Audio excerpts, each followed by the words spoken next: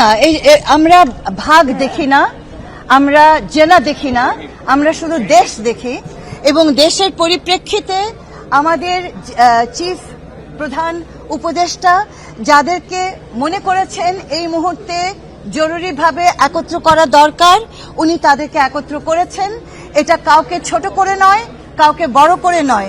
আর আপনারা আঞ্চলিকভাবে চিন্তা করবেন না, এটা যদি করেন তাহলে আপনারা নিজেদেরকে ছোট করে ফেলবেন। এটা করবেন না। আমরা দেশ নিয়ে ভাবছি, অঞ্চল ভিত্তিক আমরা ভাবছি না।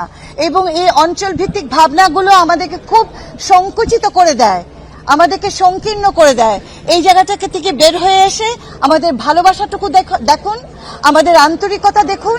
আর যেখানে আমরা পেরে উঠছি না, কেন পেরে উঠছি না সেই সমালোচনা করুন, আমরা সেটাকে উত্তীর্ণ করব।